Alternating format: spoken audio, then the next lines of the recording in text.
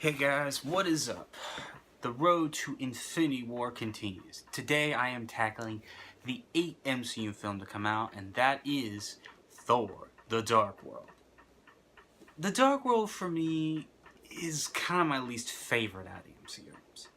It's not a terrible film at all, but it's not one I always come back to. So let's talk about it. In this film, we see Thor's been trying to help out with the other 9 realms and everything, as there's been a lot of trouble going around them and such. Pretty much Jane, back on Earth, discovers this powerful device called the Ether, and pretty much it soon awakens and bonds to her, and it alerts Malekith, who is now returns, and he wants to use it to plunge the world back into eternal darkness. Thor needs the aid of his friends and his brother to stop him from causing trouble to the 9 realms. Thor The Dark World, for me, is not one of my personal favorites. The first Thor, honestly, is my most favorite because, for me, it was the first appearance of all the characters, is where we first introduced them, and I love seeing Thor learn humility and such. But with this film, we see he's got a lot of such to deal with in such a film. He's trying to save Jane, he's got to stop Malekith, and at the same time trying to do what is right for everyone, from his people, the Asgardians, to what's right for the other 9 realms and such. So the Dark World, let's break it down into the big basic stuff. First off is our cast of characters. The casting in the film was good. We have Chris Hemsworth back as Thor, Natalie Portman as Jane Foster, Tom Hiddleston back as Loki, Anthony Hopkins back as Odin. We have Eric Darcy back as well. And of course we have some new characters like Ian, and they weren't too bad characters by all means. I did enjoy them. Chris Hemsworth really does a fantastic job as Thor in the film, because with his portrayal, his Thor, in this film, he's very more modest, he's very calm. He's not over-eager searching out for battle and such, but he's been trying to help out the other 9 realms and do what's right and such, so. And, he reminded me a lot of the personality of Superman, because, he's trying to do what's right, but at the same time, what's best and such, so. But at the same time, he misses Jane, he wants to reunite with her, but of course he's got priorities of trying to help out the other 9 realms and such, so. The second thing is Natalie Portman returns as Jane. Now, I did enjoy her portrayal. She sees the Asgardian tech, and I love it when she saw the tech. It's, pretty cool and all that. But, of course, she's trying to move on from Thor because of the New Mexico incident and such. She's trying to move on with her life and all. But then, of course, he comes back in, and a lot of this stuff causes issues and such, so. Tom Hiddleston returns as Loki, who is just so fantastic. He's just so wonderful in this role, because you can't take your eyes off this man. He's just so wonderful. He brings some good, funny one-liners. He's just such a great character. You really just can't take your eyes off for one second, because you never know what he's going to do. So. Then, of course, you got Anthony Hopkins as Odin, who I really enjoyed. And, the other characters were not too bad as well. The second thing I can say about this film was there were some good humorous moments in the film. I really did. One of my favorite moments is first off, I love it when Jane first sees Thor, and she slaps him because, one, she said she wanted to make sure he was real, and then the second time, she's like, "Where have you been?"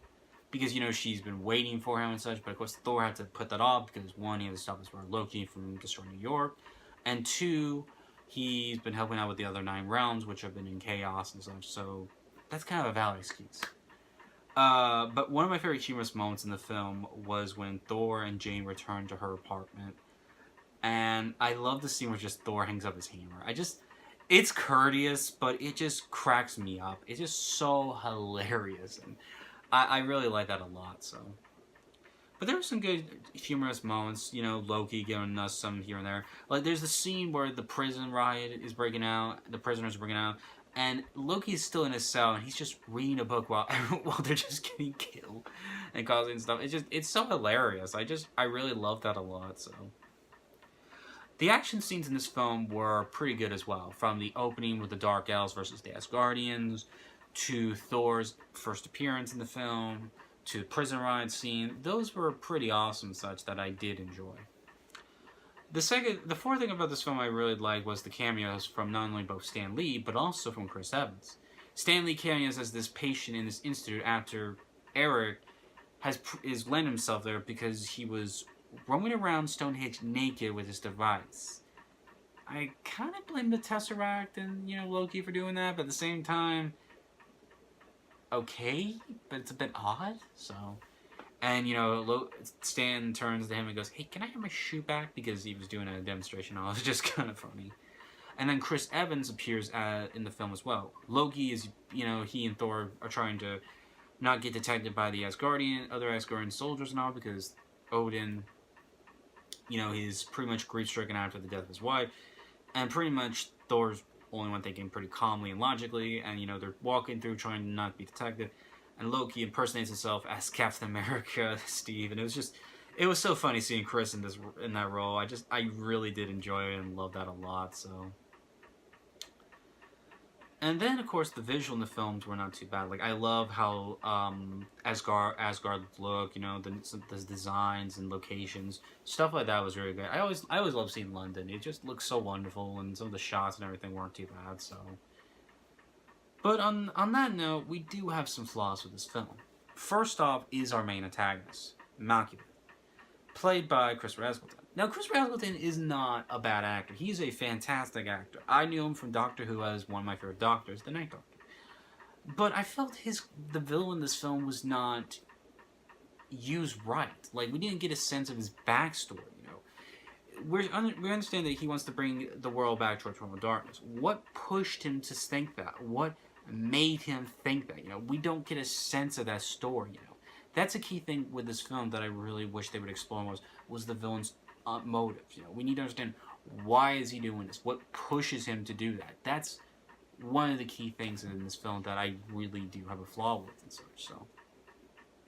The second thing about the film is Jane Foster and her gang. Now, while it's great to see Jane and the gang working with Thor and all, I didn't feel like they were needed in this film much, Like, we see them throughout the film, bits and pieces, but it's not until near the final battle that they help out, in a sense.